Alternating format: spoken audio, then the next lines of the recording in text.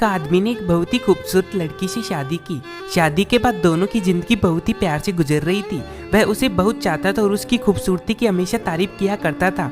लेकिन कुछ महीनों के बाद लड़की को चर्म रोग से ग्रसित हो गई और धीरे धीरे उसकी खूबसूरती जाने लगी। खुद को इस तरह देख उसके मन में डर समाने लगा कि यदि वह बदसूरत हो जाएगी तो उसका पति उसे नफरत करने लगेगा और वह उसकी नफरत को बर्दाश्त नहीं कर पाएगी। इसी बीच एक दिन पति को किसी काम से शहर से बाहर जाना पड़ा।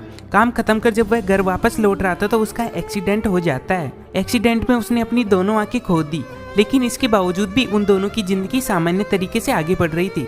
समय गुजरता रहा और अपने चर्म रोग के कारण लड़की ने अपनी खूबसूरती पूरी गंवा दी। वह बदसूरत हो गई, लेकिन अंधे पति को इस बारे में कुछ भी पता नहीं था, इसलिए इसका उनके खुलहाल विवाहित जीवन पर कोई प्रभाव नहीं पड़ा। वह उसे उसी तरह प्यार करता रहा।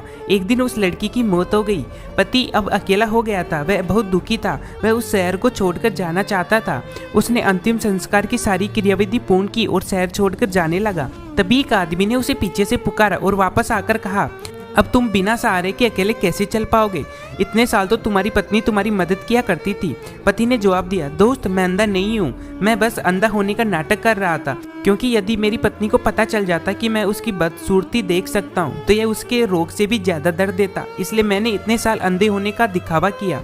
वह बहुत अच्छी पत्नी थी, मैं बस उसे खुश रखना चाहता। इससे हमें यह सीख मिलती है, खुश रहने के लिए हमें किसी एक दूसरे की कमियों के प्रति आंखें बंद कर लेनी चाहिए और उन कमियों को नजरअंदाज करके जीवन जीना चाहिए। मैं आशा करता हूँ कि आपको ये कहानी अच्छी लगी होगी, तो लास्ट में जा के लाइक और सब्सक्राइब जरूर से कीजिएगा।